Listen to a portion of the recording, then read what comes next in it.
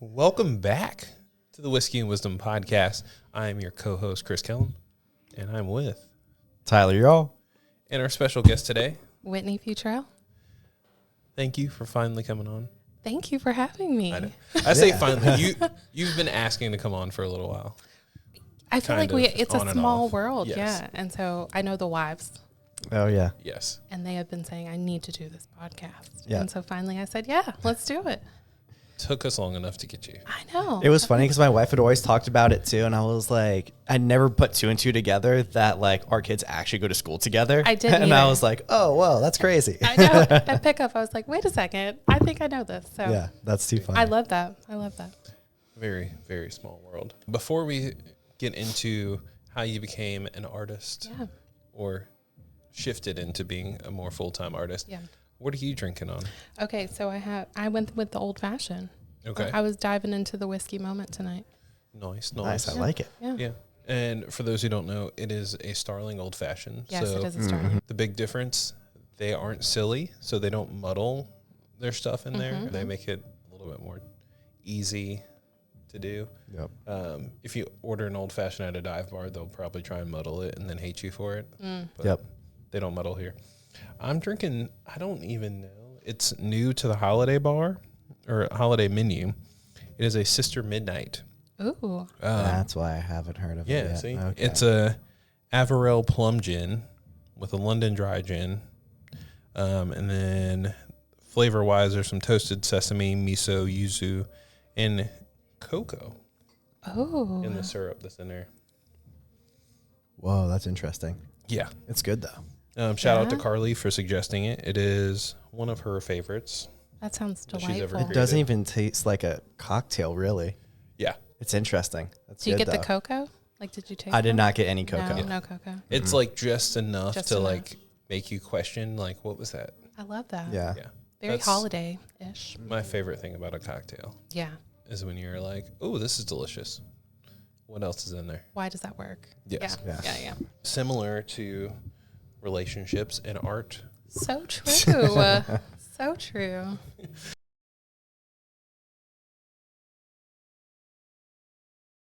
Good segue, Chris. See, I know, right? Because talking about art and things that got you to where you are now. Yeah. Tell us a little bit about yourself. Yeah. So, married to Chase, who's a woodworker. We have two little ones, Noah and Penny. And we live here in Wilmington. I've been here probably 13-ish years. I moved here for grad school. Middle grades education is what I got my master's in. So Sorry. I love everything about it. I mean, I knew I was going to be a teacher since I was, old enough to know what you want to do. And like I was the kid who asked for an overhead projector. Oh, for no Christmas. way. Oh, yeah. Did you get one? Yeah, absolutely. That's awesome. Okay. Like would ask my teachers, like, can I have the teacher edition? Like I was that kid for sure. And so I did that and went to grad school and taught middle school social studies for a long time. Moved into Wilmington to help open Glow Academy, Okay. which was Oh, yeah. an all-girl charter school, and we really focused on kind of breaking a lot of good rules and, creating a path for girls in education and empowering them that way. So that was a huge part of my career. So do you know HP Fangs? I do know HP things. Yeah. I wasn't Grayson- sure if I was going to say if. Yeah. He's been there a while.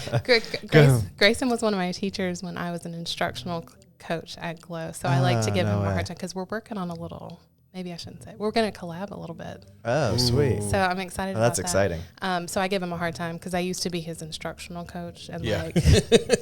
most artists are not like good on deadlines as far as Yeah. like planning things like that. So I like to give him a hard time about it, but I love Grayson. Every time I see him, I'm like, am I allowed to use your government name? He's like, I don't care what you call me. Like which one can we choose Right. from, right? Stuff is great. Yeah. And yeah, so instructional coach, where I got to kind of coach teachers on teaching, which was a lot of fun and kind of like, put into them what they give into their kids a lot. And I loved that, but had always done the art business on the side. Yeah. And COVID happened when I had Nova. And then when we had Penny, we decided, I just felt a really strong urge to find a way to be at home with them while they were young. And so we decided to jump off the cliff and create a second small business out of our house. Yeah. And do the art thing full time. So we're coming up on 2.5 years full-time art. Nice. Yeah. That's awesome. Yeah. Very cool. Yeah. And talking about art and artwork, everyone, I hope you know art in general, similar to books, are all very different. Sure. And I think it's very interesting that your style is what it is. Yeah. Could you explain a little bit? I Sure. mean, I know what it is because I have it Sure. up in my house. You but. do. You do. What an honor. Yeah. So I'm an acrylic artist. So I use mainly acrylic, and oil pastels are kind of like my medium. Mm-hmm. But most of my career is focused on figurative work. So for the most part, I paint a lot of women. And I focus on womanhood and feminine figures, but I also focus on kind of motherhood. And I say it all the time that I focus on mamas and babies, and I have a lot of that. But I feel like when my career kind of pivoted to that, it was kind of like a light bulb went off. And I was like, why haven't I been doing this the whole time? I feel like it kind of collided my worlds together in some ways. And so, yeah, I paint a lot of figurative work. I paint a lot of women, and I kind of tell the stories behind that and the journey that we have as women to tell that story, and our relationship with our bodies, and just kind of some of the struggles we go through, things like that. So, yeah. I love it. Yeah. Have you heard of fourth trimester mission Yes, at all? I have. Yeah. I have. I was thinking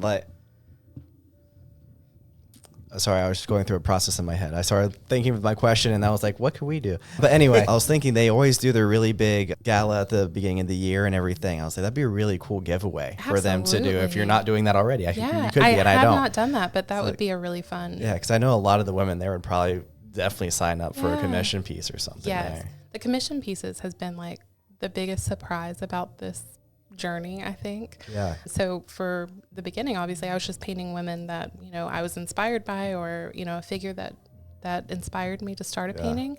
But I had one of my customers say, would you ever be interested in painting me? And I was like, my personality type is to be like, sure, and then we'll figure it out. Right. And so that's what we did. And that's so cool. It's so cool. I mean, it is the most empowering, wonderful experience to go through that with women. And it's shocking almost how vulnerable they get with me in such a short amount of time. And I'm able to get to know them and part of their story, and then try and capture that in a one-of-a-kind piece of artwork. And I like bringing them into the process with that. So it's pretty cool. I really love that part of it. That's neat. Yeah. So, in general, I've seen your work everywhere. Yeah. Oh. Are any of your, I'm sure I know the answer, but I'm still going to ask, are any of your big pieces that you have out, like on exhibition, are any of those commission pieces, or are they all stuff that you were just inspired by? No, I would say most everything that is like an original piece of art is just from some other thing that has inspired it.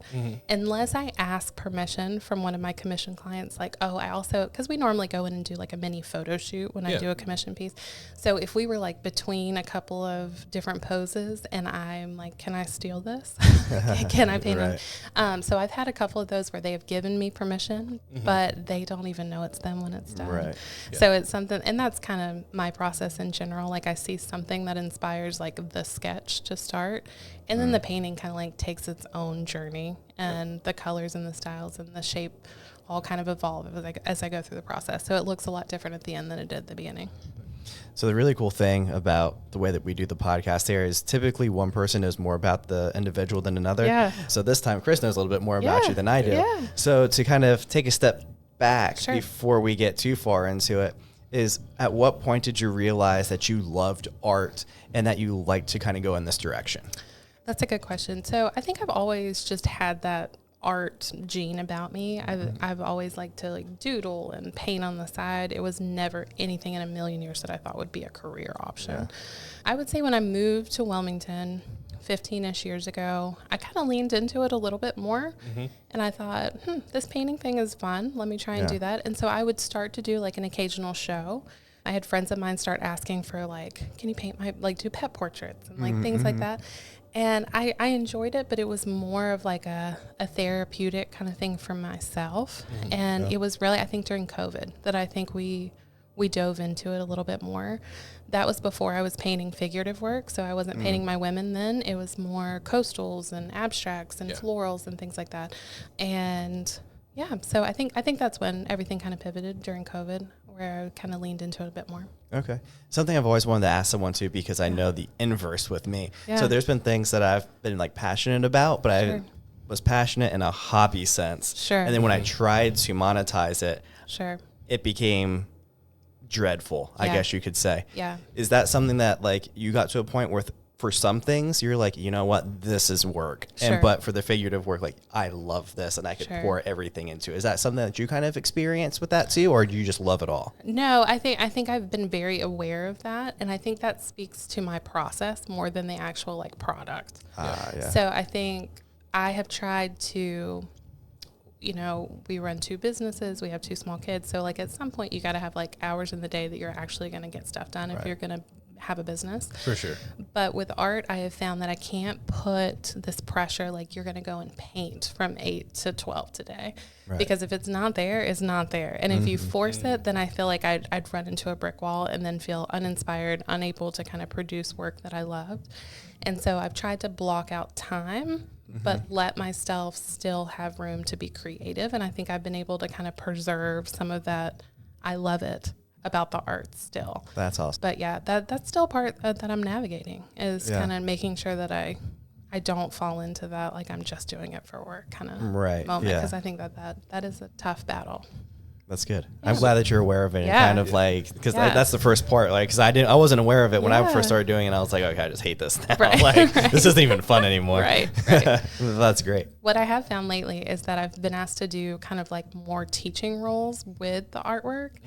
And I did not feel the same thing that I loved about being in the classroom when I taught art, which I thought was really weird. Yeah. Because I love sharing my artwork. I love talking to people about artwork. I love kind of talking about the process and the things that have gotten me here. But when I got into a classroom, I was like, oh no, this does not feel good. I don't like, and it was just different. Like, I think because I taught social studies, it was so much about, you know, leaning into relationships and people, that is so much of what I loved, that it was just like I needed to keep those worlds a little bit separate. Makes and sense, so, yeah. I'm okay with that. So you don't like doing group lessons? I sometimes I like the group lesson aspect of it, because I think it gets to tap into like what is me, which is like coming alongside women and talking about their journey. So when I can incorporate that, it feels really good, and I like doing that part of it. When I went into a more traditional, let's talk like step by step, like the logistics of painting something, I was like, don't love this as much.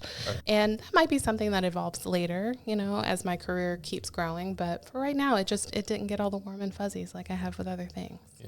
Your group lessons, like I'm gonna make a bunch of random jump points. Yeah. I love seeing it, because when I originally, my wife booked a lesson with like a bunch of our neighbors, and like, hey, we're going to go do a group painting with Whitney.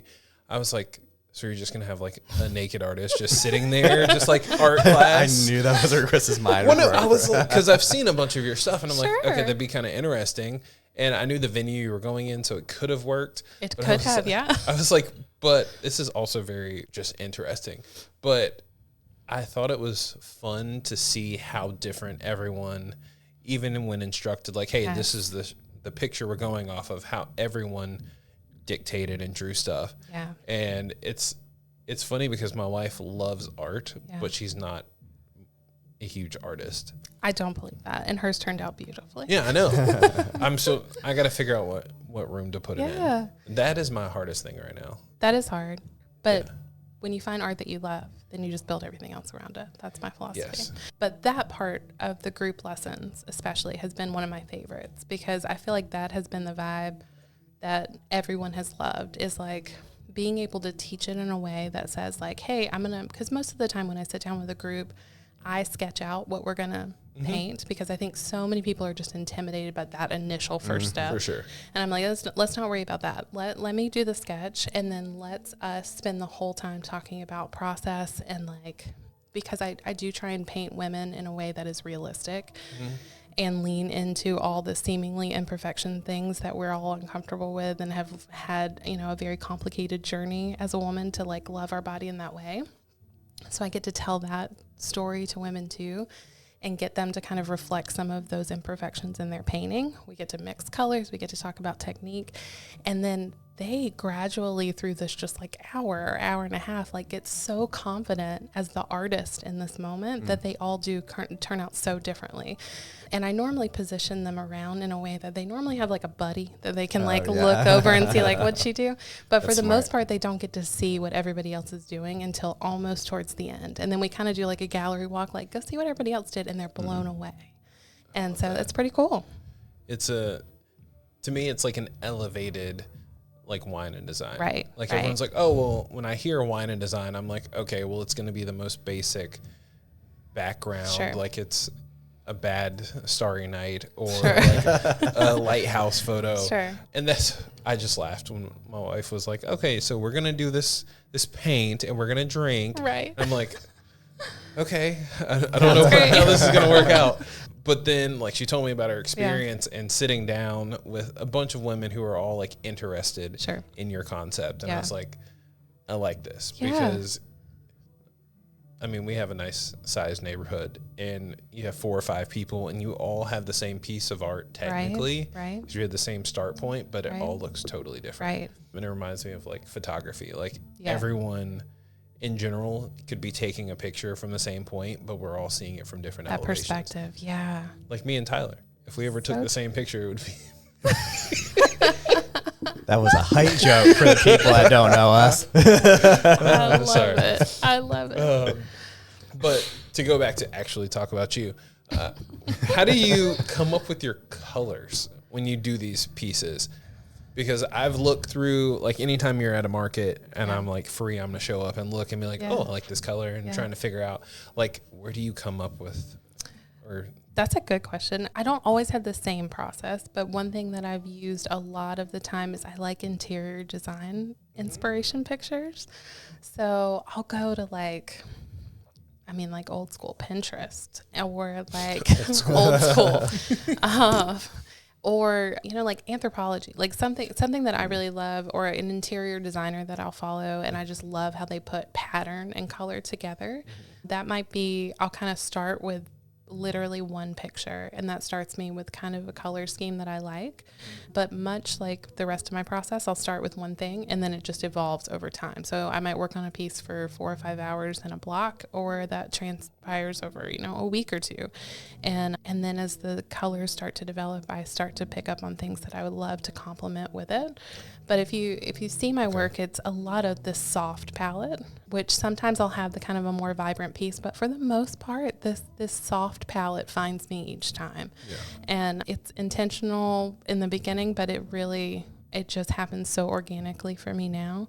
And that, I think, connects with people in such a weird way. Like, I don't really think about it as much anymore, but people experiencing my work for the first time, that's one of the first things that they notice. It's just like the warmness of the palette kind of brings them into the artwork, which is kind of fun. Yes. I think it's because, like, just society in general, everything is just popping out at you all the time. Just so for something that's different out there, that kind of more toned down, neutral pattern is just, like, more inviting and almost... like almost safer, I guess you could say. You're like, know what? Like, I can vibe with this. And especially with what you're doing too, kind of having that safeness to it, I think probably resonates a lot with them too. Absolutely. And I think part of our story has been using this as kind of a therapeutic moment. And so I think that probably comes through in the artwork too. Yes. Yeah.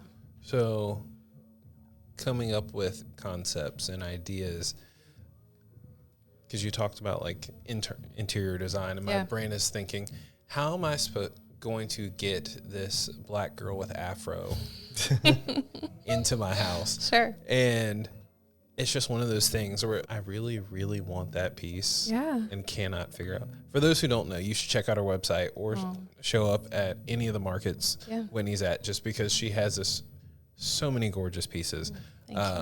But there's always been one that I show up and I'm like, I want to buy this, but I don't have a specific room to put it in. Can I tell you a secret? Shoot. That piece got bought. Oh no. Okay, so okay, it's good. I can't say where it's going yet because somebody bought it for a local business owner as a surprise. Oh, no way. But we're gonna install it in a couple of weeks, and so follow on social so you can see where it ends up, because I am beyond honored to have this piece up in their space. So you can go and visit her. Oh, I'm totally. It's interesting. You still get to see it. I It's will. going to be in a Yeah. perfect location, Yes. and you don't have to worry about finding a spot for it. True. Versus the And three everyone pieces. else, it gets shared with everyone else too. Yeah. It's a win-win-win.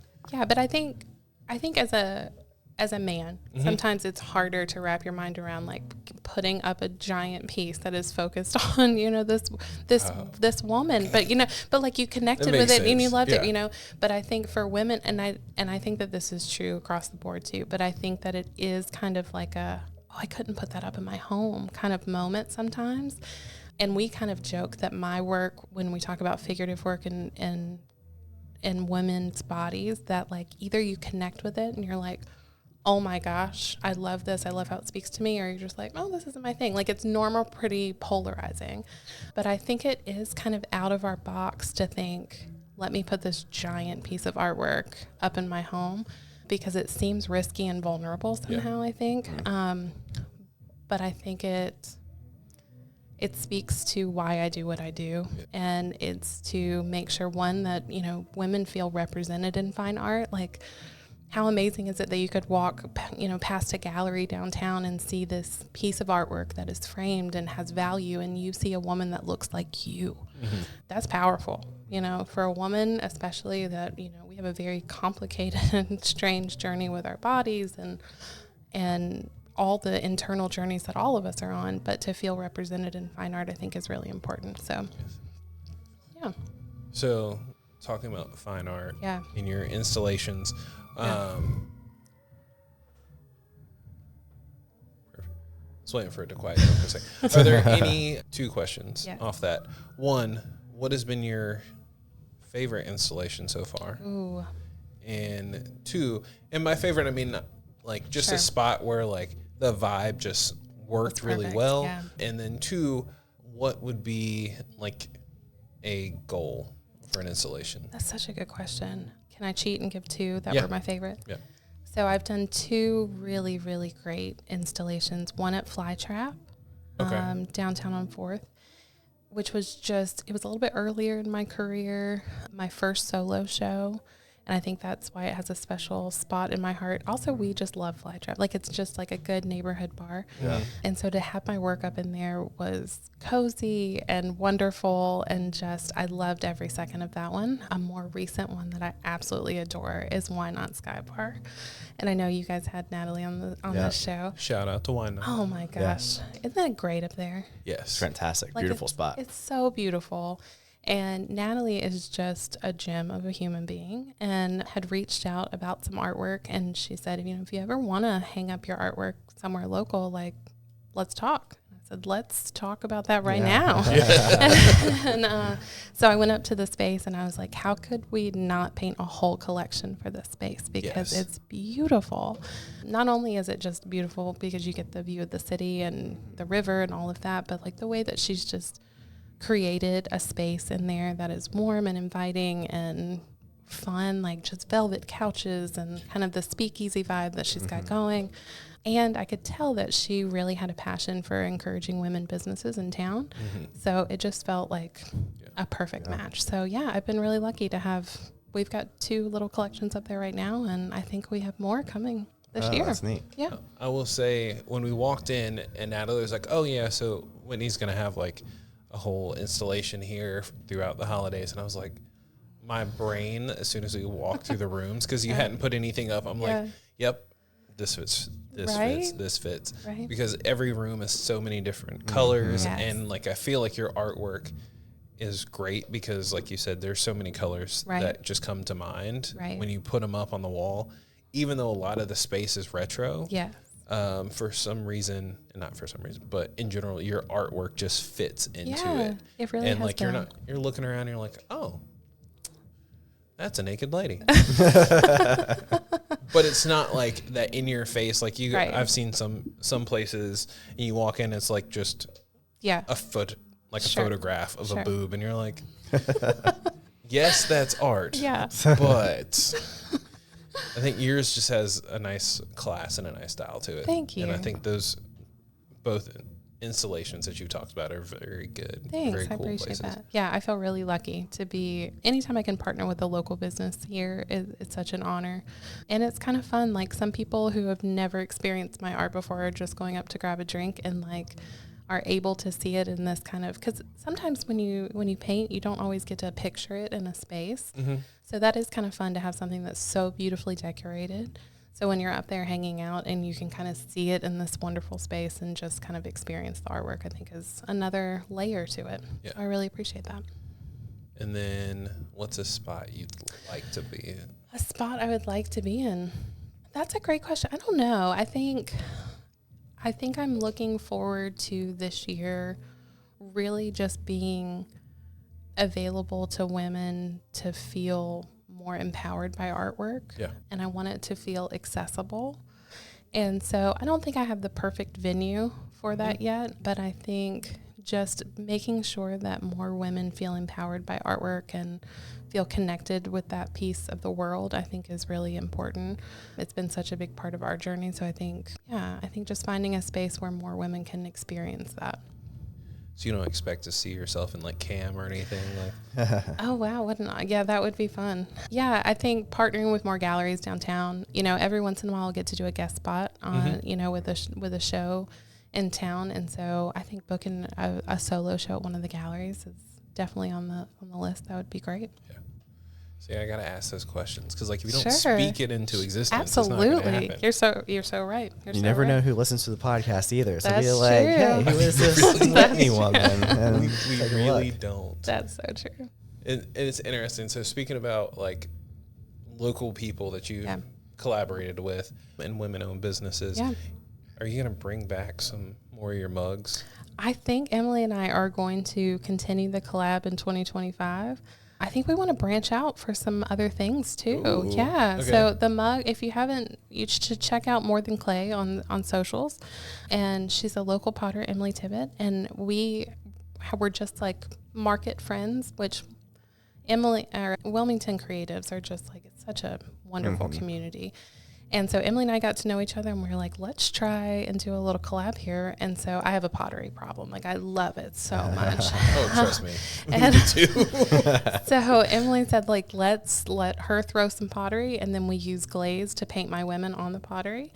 And then, so we've made some pieces. We've done some mugs and some vases. But yeah, I think we're going to expand that this year. So maybe some mixing bowls, maybe some platters, right?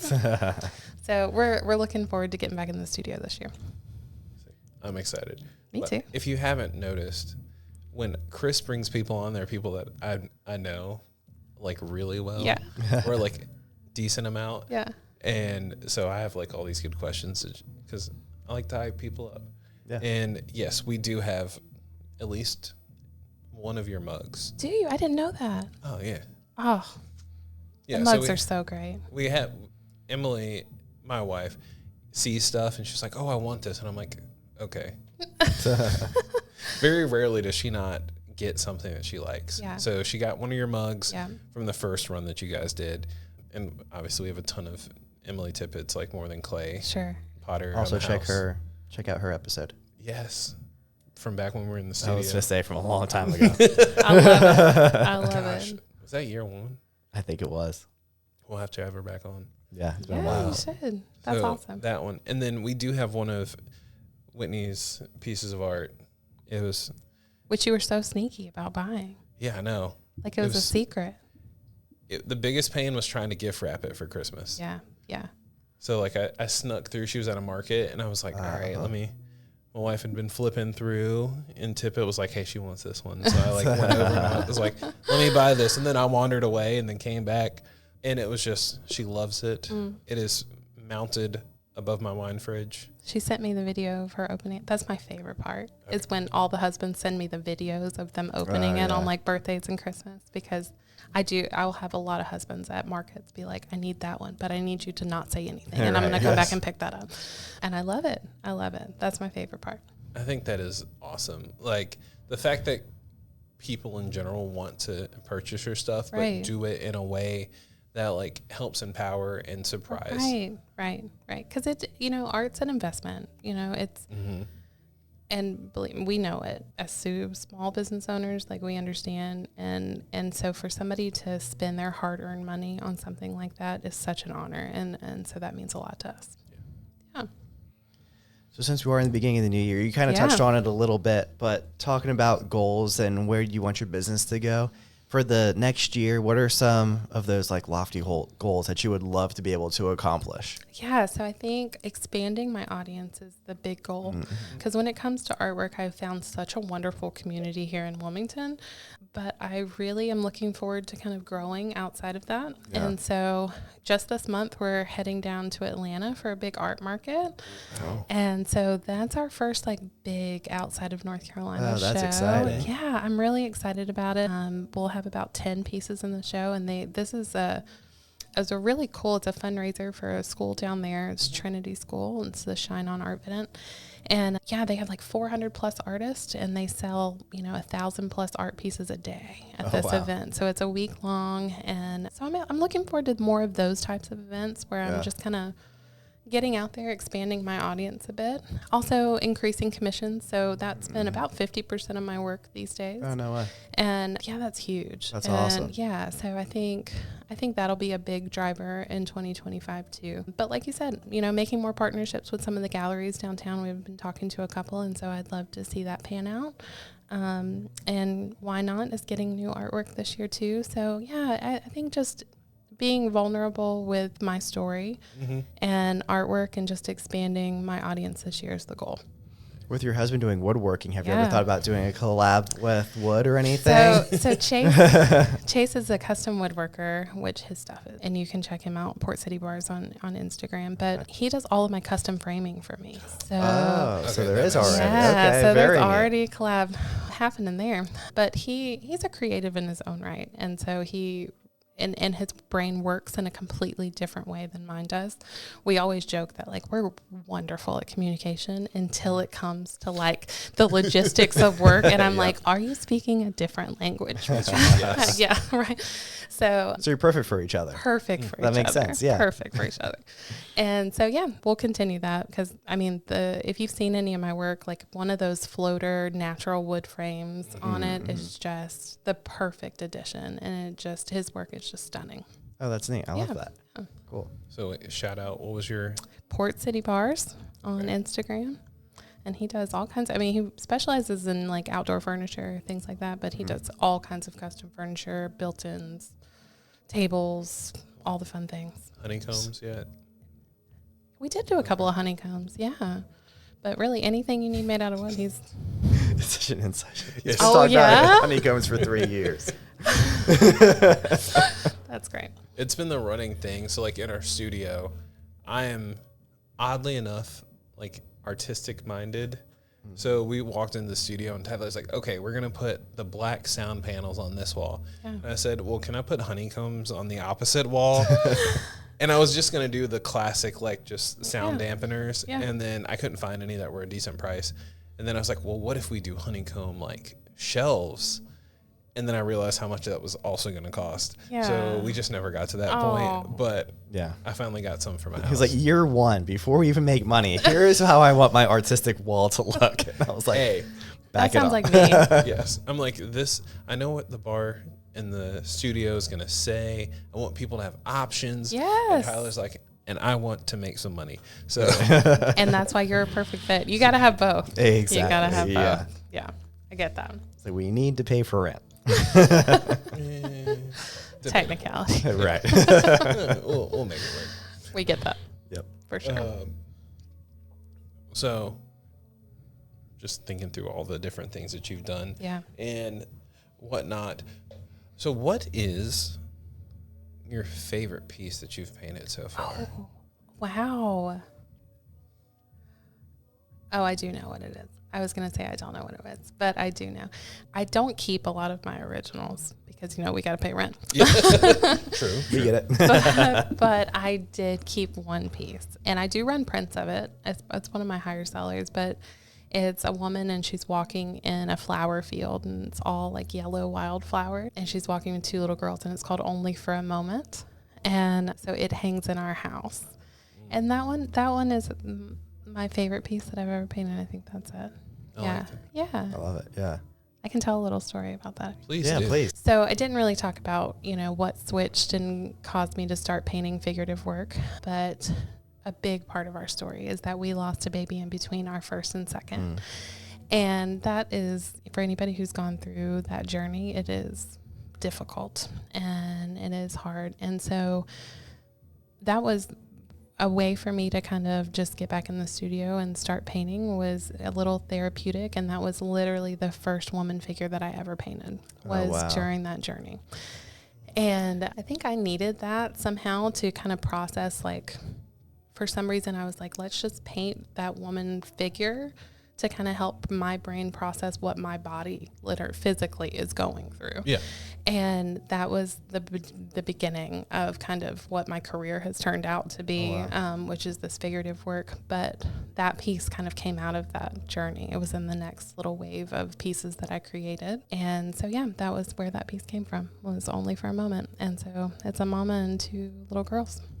Oh, that's amazing. Yeah. Super special. Yeah, super special. So I think we'll hang on to that one. Yeah. Understandable. Yeah. It's amazing how it turned into a career after that, Right? too. Yeah. Right. That makes it even more beautiful. And it just like it's it's one of those moments where you just make a turn and you're just like, this absolutely is where I was supposed to be, because I've always loved to paint, but there's something different that goes into my work that involves women and moms, and specifically women, and just talking about kind of the stories that we all have within ourselves, that feels like it has a depth to my artwork that other things did not have.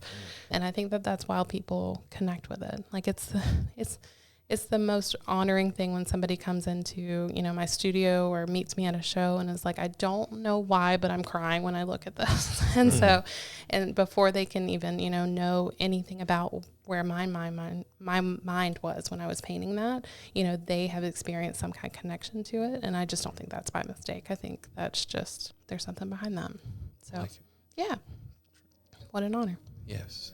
So, second thought. Yeah. Going down this. So this one, that title makes sense. Where do you get the titles for your other pieces?